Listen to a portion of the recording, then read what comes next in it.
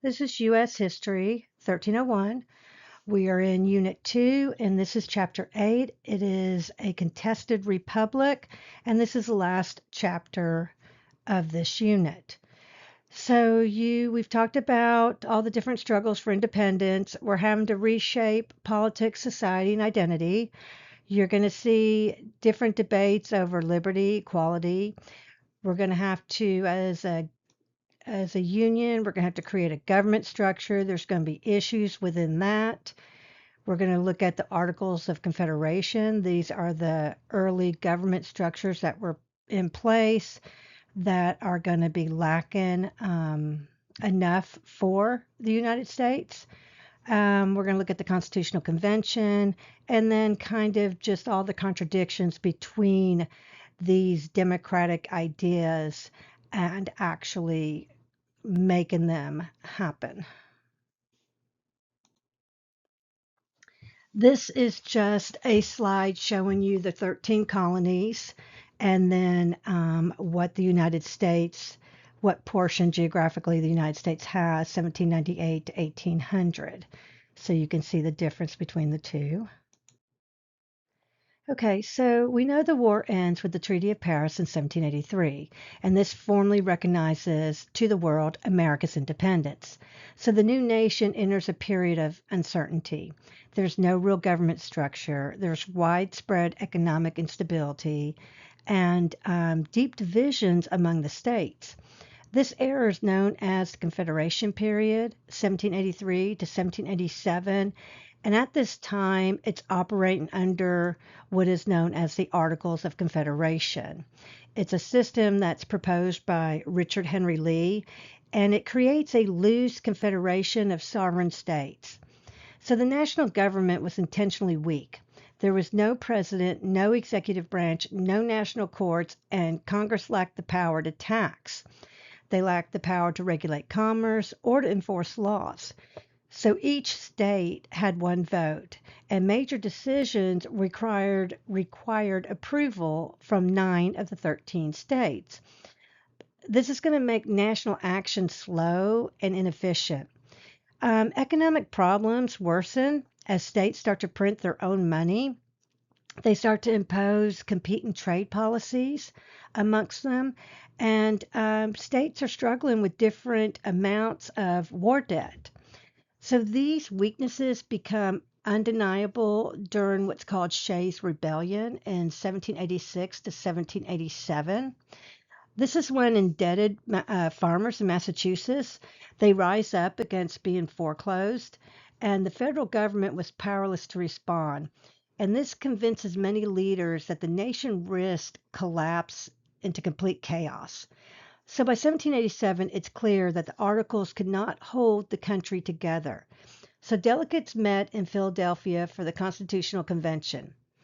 Originally intended just to revise the Articles of Confederation, but they quickly decide to draft an entirely new framework. So moderate nationalists and radical localists, they're going to clash over how much power should the federal government have. Remember, they just came out of a monarchy. So most agreed that a stronger system was necessary to preserve what ideas the revolution fought for. So you have different plans. One is the Virginia Plan, and it's going to become the blueprint for the new government, the government we have now. It establishes a powerful central authority divided into 3 branches with what's called checks and balances. So you have the 3 branches. You have the judicial, legislative, and executive. Executive being president, judicial being judges, and legislative being law. That's what we have today. And checks and balances is that each branch will check on the other branch to make sure that all branches are equal and no one has too much power. All right, so that was the original. Well, it still is, but the power thing is quite unbalanced right now. Okay, so the Constitution strengthens this national power. It's also going to reflect elite distrust of direct democracy. So after months of debate, the Constitution was completed in September 1787, and the states began the ratification process, which means that ratification, each state has to approve it. And that goes through 1788, and then 1789, you now have a new federal government officially begin operations. And one of the first national elections um, is going to happen, and it's going to start to create a stable, more evolving American republic. All right, let's take a look real quickly at Shays' Rebellion. Shays' Rebellion is an armed uprising in western Massachusetts from 1786 to 1787. It's going to be led by poor farmers. They're angry about the high taxes, the crushing debt, and like we talked about the foreclosure, there's the threat of losing their farms and their livelihood. So Daniel Shay becomes the symbolic leader of the movement. So the rebels shut down the courts to stop farms from being foreclosed. So the states were trying to take the different farms that weren't paying their taxes. And eventually they try and seize the federal arsenal at Springfield. So the Massachusetts militia, that's a small little army, defeats them, but the rebellion shocked the leaders across the country. So this is going to convince many Americans, including George Washington, that the articles were too weak, and it directly helped push the nation towards a constitutional convention of 1787, which is kind of what we mentioned in the last slide. Okay, so George Washington in 1789, he becomes president. So he wasn't just leading a new government, he was also creating the blueprint for how the presidency would function. His inauguration marks the beginning of a national government operating under the new Constitution. And Congress immediately began building the institutions needed to run the country. So you have the Department of State, the Department of Treasury. These are established along with the Judiciary Act of 1789. So this is going to create a federal court system, and the Tariff Act provides revenue while protecting American industry. So Washington also issued the first National Thanksgiving Proclamation, symbolizing unity in the new republic. In 1790, the Residence Act designated Washington as the permanent capital, and Congress approves Alexander Hamilton's financial plan, which included federal assumption of all state debts. So all the debts that the different states had for fighting in the Revolution, the federal government that has now been established, they're gonna make it equal for everybody, and they're gonna assume all the debt as a whole. So Hamilton's program is going to create the first national bank. Um, the introduction of tariffs and taxes are going to push to stabilize the national credit. Um, this plan is going to become very influential and also controversial. Of the policy is. It will definitely strengthen the federal authority, but it's going to begin to deepen, whenever you have money involved, it's going to deepen political divisions. So, as Jefferson and the Democrat Republicans feared a centralized power and believed that Hamilton's bank system favored the wealthy elites. Okay, so you have that's kind of the division going on during this presidency. In 1791, you have the first Bank of the United States. You also have the establishment of the Bill of Rights, the first 10 amendments. You have the Bill of Rights is going to protect essential liberties. You have people afraid that the federal government is becoming too big and overreaching. Again, remember, they came from a monarchy. You're going to have Washington's presidency. He's going to continue to set critical precedents. He's going to form a cabinet. He's going to bring in Thomas Jefferson, Alexander Hamilton. They have opposing visions on how to shape the nation's first political parties, but he's going to bring them in. Washington's going to emphasize neutrality in foreign affairs, especially during the French Revolution. So you have the American Revolution happens first based on Enlightenment principles from France. And after the American Revolution happens and the French see the success of the American Revolution, they too start to revolt. Same issues. They have war debt. Okay, so you have Washington declares neutral. We're staying, even though France helped us during the American Revolution by lending us money, we are staying neutral and staying out of foreign affairs. Okay, then you have that's in the Proclamation of Neutrality in 1793. So let's see, what else do we have going on? You have Jay's Treaty in 1794.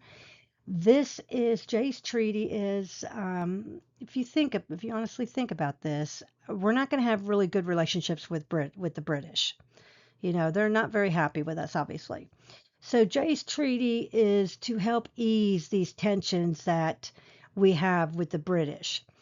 So that is in the works. You have Washington. He's trying to reinforce federal authority. An event called the Whiskey Rebellion really helps promote the need and the protection for federal authority. What happens basically in the Whiskey Rebellion is that Hamilton taxes whiskey. And we know from the Sugar Act with the molasses, the colonists do not like anybody messing with their liquor. So, but what it's going to show is this event is going to show how the new federal government had both the power and the willingness to enforce its laws because it does it when it shuts down the Whiskey Rebellion. And that was something that once again proved that the Articles of Confederation had failed and were too weak to do what needed to be done. Okay, the other thing that we have going on is you're going to have the rise of political division. People are starting to think as action and different things go into place, some people like it, some people don't. So you have political division, you'll have the Federalists, and you'll have the Democratic Republicans. Washington remains committed to unity. In his farewell address, he warned against political factions. He warned about foreign entanglements, believing that they would threaten the stability of the republic. He voluntarily steps down after 2 terms in 1797. And this sets the precedent, which is very important, for peaceful transitions of power. And this is a model for the Republican virtue. So Washington didn't just serve as the first president. He defined what it meant to be president. He establishes traditions and principles that continue to shape American democracy. And one of the things that have set America apart from other countries is called the peaceful transition of power from one president to the other. And the only time in modern history that there has not been a peaceful transfer of power in all the years that our country has stood was with the January 6 elections, well, the January 6 storming of the Capitol. That then changed when Trump's first term was ending and Biden's term was coming in, and there was the storming of the Capitol. That was the first time in modern history that we have not had a peaceful transition of the presidency.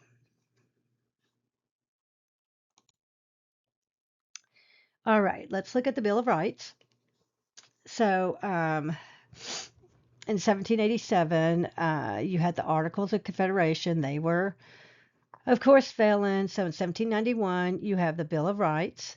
These are the basic rights that every American has, and these you need to know, okay, because you will be tested on these. So when the delegates arrive in Philadelphia, their official mission was just simple: revise the Articles. But we know that they rewrote and created the Constitution, and they also created the Bill of Rights. Um, okay, so let's go over some of them. We know when we already talked about this when they did this, Congress gained the power to tax, regulate, raise armies, enforce laws, and the government basically became the government as you know it today. Okay, so your First Amendment is your freedom of religion, speech, press, assembly, and petition. And if you watch what's going on right now, you hear, protests and people saying, "You're not giving me the freedom of religion. You're not giving me the freedom of speech. The freedom of press is that the press can print whatever they want about whoever they want, and it's not controlled as it really should be." So you have these different freedoms. You have the Second Amendment, the right to bear arms. That's the right for people to have weapons. You have the Third Amendment, no quartering of soldiers. We really don't, we don't have that as an issue. You don't have any soldiers kicking you out of your bed. You have the Fourth Amendment is what we talked about before, that somebody just can't come into your house. The police can't come into your house and search your house without what's called a warrant. You have the Sixth Amendment, the right to a fair trial, that you're just not stuck in jail without ever having a trial. And you have the Seventh Amendment, right to a jury. Eighth Amendment, no cruel and unusual punishment. You can't be tortured. The Ninth Amendment um, is, I don't know, a little funny. It's like saying that you still have other rights. They're just not listed yet. And the 10th Amendment is the power to reserve the states and the people. So any powers not given to the federal government belong to the states and the people. So all of this is really the turning point in transforming the United States from this very fragile, chaotic, failing confederation into this unified republic capable of governing itself, balancing power. But you still will have the question as to who gets these rights. What does equality mean? Okay, so Washington's second term. I know it seems like we're going back and forth, but there really isn't any good way to go through all of this. So his second term is 1793 to 1797. It's going to be more defined with some foreign turmoil, some domestic unrest. You have these political parties that are rising with different opinions. In 1793, France and Britain are going to go into war. That's when Washington says that we are staying out of war. We're not getting involved in the French Revolution or the Napoleon War. Napoleon rises up in France and starts taking countries. That's where the proclamation of neutrality comes in. We're staying neutral. We're staying out of Europe's issues.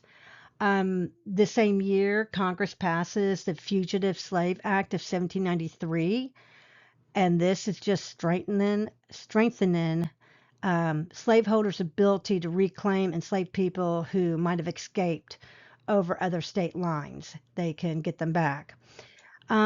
You have this this battle, I guess, to say, how do you count how many people are actually in whichever state? Because you have enslaved individuals and they should count too.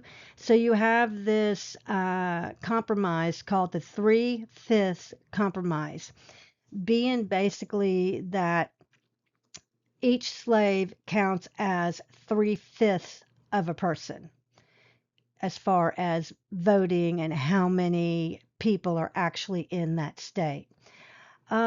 You have still tension with Europe, 1794 with Britain. That's the Jay's Treaty, where Jay goes over, his last name is Jay, goes over and tries to resolve the issues that they have after the revolution. He also secures the Northwest Territory, which gives us more territory, and he does that to try and prevent a possible war. So that's what the Jay's Treaty is, just trying to smooth stuff over with Britain.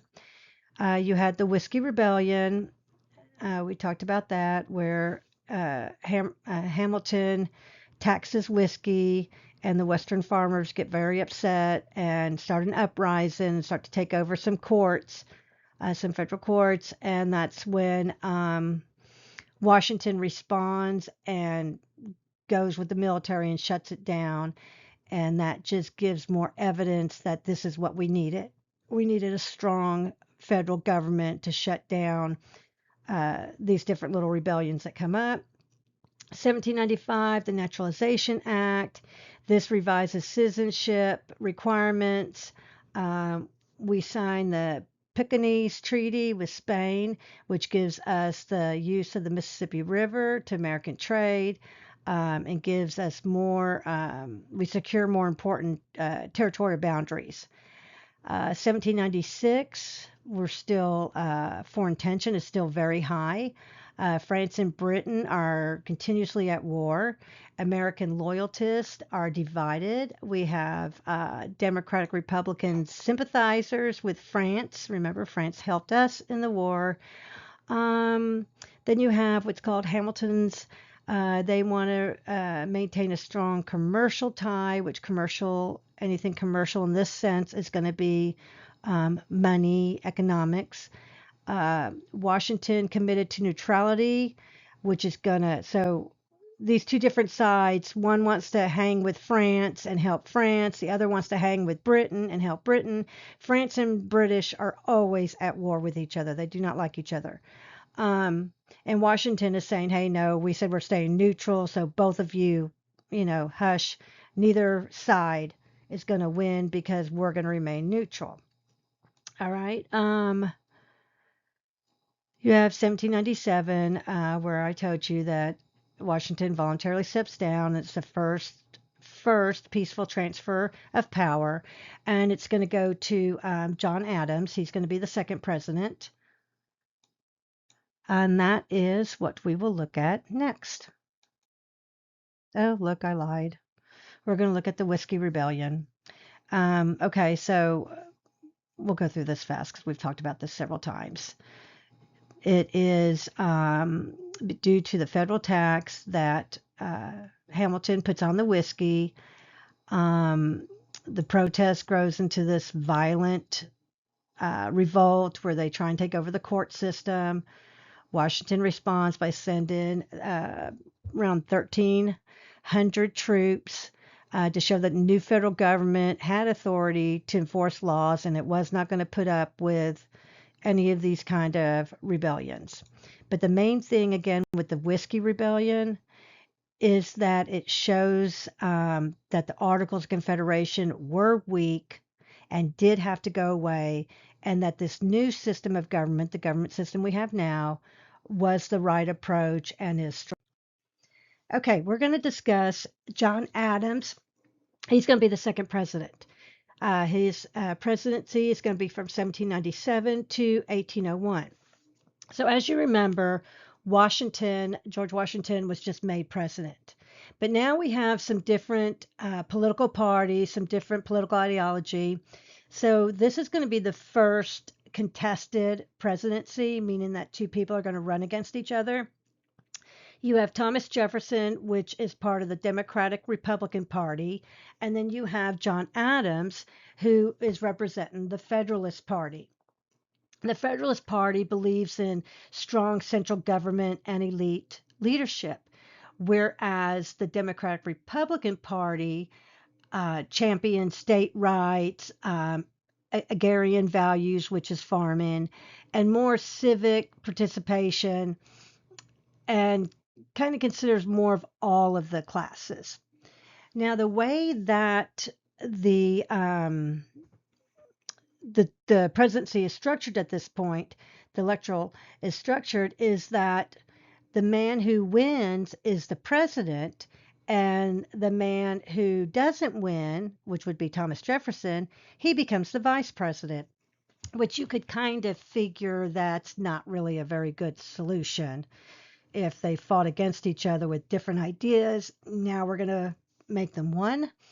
So yeah, that doesn't work out the best because they have these very ideological differences in pretty much every bit of the presidency, everything that the presidency would encompass.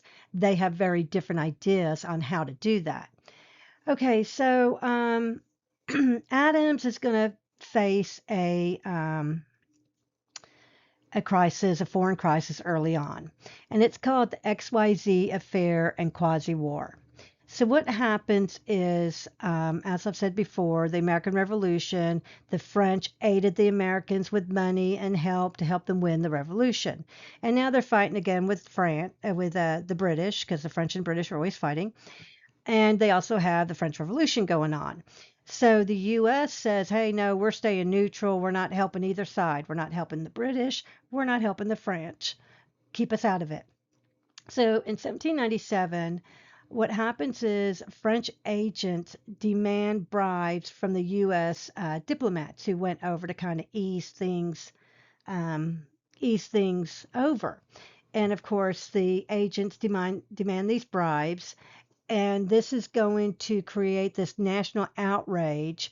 Uh, they're going to come up with a slogan called "Millions for Defense, but not 1 cent for tribute."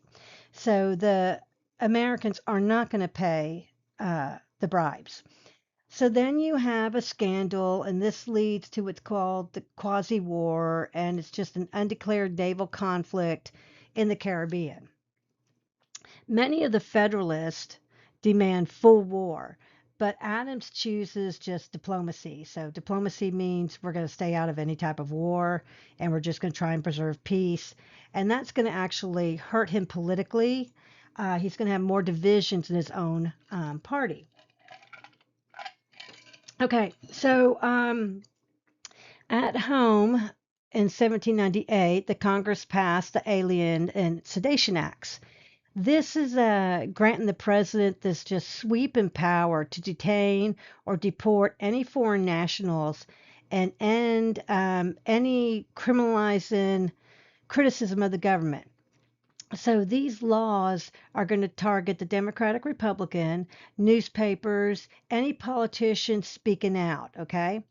So this again, remember that the Basic Bill of Rights allows religious freedom, freedom to say, freedom of speech, to say that you don't like whoever you don't like in the public sphere, freedom to write about bad things that a president or elected official does.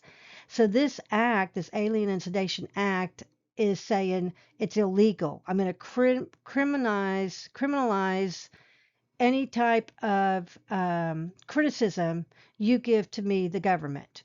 You cannot speak up against us. Well, again, that's kind of going towards monarchy and a king. That's not the freedoms that we fought for in the Revolution and are still in the Bill of Rights. So this is going to have some major issues.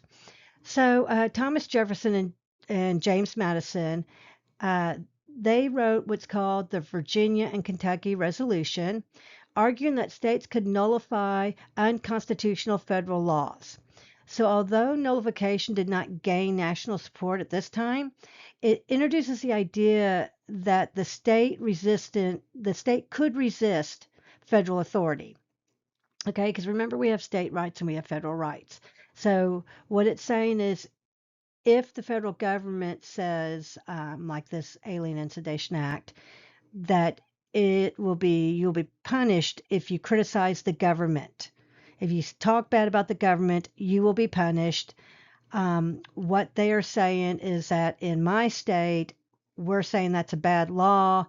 We're nullifying it as being unconstitutional. It goes against the Constitution, the Bill of Rights. So we will not follow that in our state. That's kind of what that's saying.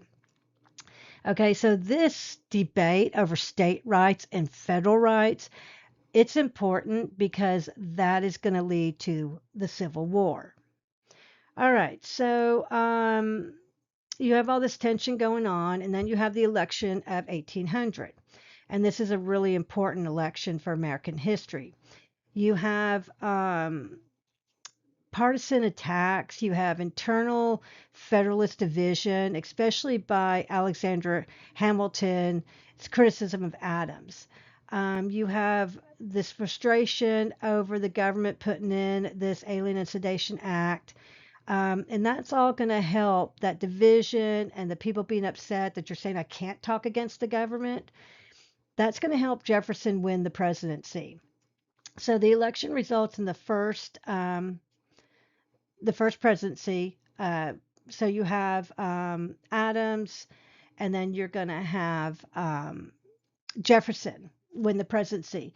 And this again is going to be a peaceful transition of power. Now, it was with Washington to Adams, but this is a little different, and hopefully you can see why.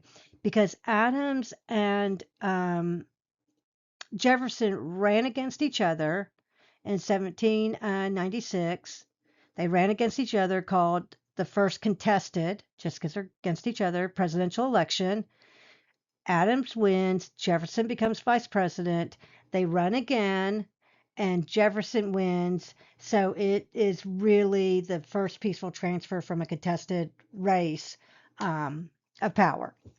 And again, that peaceful transition of power from one president to the other is very important to Americans. It's very defining that this is who we are. This is a republic. We don't fight over the peaceful transmission of power because that turns us more into a totalitarian or monarchy or something that we are not. The people spoke. This is who they want. This is who they get. Okay, so Jefferson becomes president, and let's see, what else do we have on Jefferson? That's okay. Let me see. The peaceful transfer of power. Sorry, I'm looking at this. Okay, so we're just going to sum up Adams' presidency. Um, he does play a critical role in shaping the presidency. He is the first one that's got to navigate, with the rise of political factions.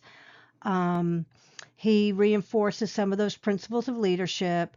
And again, the fact that he does the peaceful transition of power reaffirms the republic must remain intact, must remain accountable to the people. President Thomas Jefferson, 1801 to 1809. Jefferson called this time period the Revolution of 1800. He called it that not because of the violence, but because it marks the first peaceful transfer of power between rival political parties, which is what we have nowadays. So he was the leader of the Democratic Republicans, right? They defeat the Federalists. Um, and one of the reasons that they were able to defeat the Federalists is because there was internal division within the Federalist Party. Alexander Hamilton had a lot of criticism about John Adams, and that weakened the Federalist support. All right, so despite some fierce campaigning and some deep partisan hostility, there still was the transition of power from one president, Adams, to the new president, Jefferson. And the reason, again, I've said this so many times, the reason that is so important is it just proves that the Constitution can withstand political conflict and that opposition parties can actually legitimately participate in American democracy. And it can be a positive thing. It's when you don't have that peaceful transition of power that is an issue. And like I said, modern history, I only know of the one time. All right, so Jefferson enters that office with very different visions for the nation. He believes that the strength of the republic, the strength of the nation, it actually rests in independent farmers, local communities, and civic virtue. So his philosophy is emphasized by strong agricultural farming community, simplicity, and more self governance. So Jefferson distrusts centralization of authority. He wants to work to reverse key Federalist policies. He wants to reduce taxes, cut military spending. He wants to scale back the federal bureaucracy. Bureaucracies are committees. Um, and he's trying to make the government more responsive to ordinary citizens. Remember, Federalists, they want the elite, the rich to lead. Jefferson wants ordinary people to have a say and have the stronger say in the government. So, although committed to limited government, he's going to later actually expand federal power dramatically with the Louisiana Purchase. Okay, so 1800-ish, Federalist Party is going to decline. Democratic Republicans are going to be the national political party, and they're going to hold on to that for 2 decades. They're going to have James Madison and James Monroe. This period will be known as the era of good feeling, and it's a time of reduced partnership conflict. It's going to be political unity. Um, you're going to have the citizenship and voting rights remain deeply exclusive. So we still have not decided who we consider under John Locke's social contract to be a free citizen or naturally born. It's still going to be free whites. It's going to exclude enslaved people, free black Africans, Native Americans, Asian immigrants that are going to start coming in. States are going to do that different ways. It's all going to be by limiting voting rights. That's why right now in 2026, what's going on with trying to limit voting rights is such an issue. This has all been done since the very beginning. Okay, voting rights is what you do not want limitations on. Everybody needs to be able to vote who is an actual citizen and actually qualified to vote. Um, so all these different laws are going to really kind of set the stage for America's democracy. Jefferson, he believes in equality. Um, he believes in Native American sovereignty. He routinely would violate as the nation expanded westwardly. Racial and gender barriers remained embedded in the laws, and free Black Americans faced increasing restrictions. So Jefferson's presidency expanded democratic participation for many white men, but it left out large portions of populations outside of that political system. So yes, he did great things and he wanted equality, but again the question is who gets that equality? Who is considered a citizen and who gets to vote and who gets that equality? So you have all different changes. Again, he is the third president, so we're still very early in our country history. But at the same time, it still highlights the ongoing challenge of defending citizenship, which starts all the way back with John Locke's social contract theory, with the Declaration of Independence, and what natural rights are. Um, he still has challenges balancing federal and state power, and he still has to confront the inequalities that still persisted in the Republic.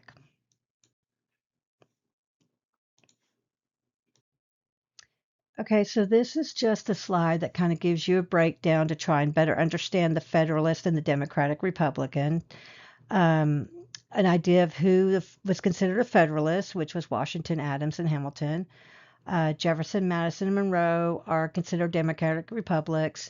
What they believed in, Federalists wanted a strong government, educate the elites. The elites are again the rich. Um, and they had a loose interpretation of the Constitution. They're pro British, they want to help the British, whereas the Democrat Republicans are pro France. They believe in a strict interpretation of the Constitution, and they want to limit federal power and have a strong state power. And again, all of these issues that you see are going to lead to other issues in the Civil War. All right, so as far as society, uh, as you go from the American Revolution to the United States, and we kind of close out this period, the citizens were optimistic about building a new nation. They were on board with liberty and opportunity. Um, you had a lot of growth, but with that growth, you also have challenges. You have urbanization. You have people moving, urbanization is people moving from the rural areas of the farms into building cities, migration, political uncertainty as these political parties and ideas are coming up as to what they think the country should be. You had Americans struggling to preserve these revolutionary ideas and still adapt to a society that was really changing quite quickly. So within 20 years, America had doubled in their number. So you had most people living on small farms, usually 50 to 100 acres. You had cities beginning to expand into these huge urban centers like Philadelphia, New York, and Boston. They're going to grow very quickly, very large. And then you have the power of the Industrial Revolution that we'll go into. So you have demographic shifts reflecting both opportunity and then both consequences and strain. Rural communities that are going to adapt to new markets. So while your cities are facing and rising in the Industrial Revolution, you're going to have overcrowding. Um, when you have overcrowding, you're going to start having different social classes. And then we're going to start to see this rise of equality again, and these new social tensions start to come out. And that, of course, will be debated in the government structure. How do we now protect liberty and manage growth? So all of this is going on as we're moving towards creating a new nation, and most of the things that you still have intact today.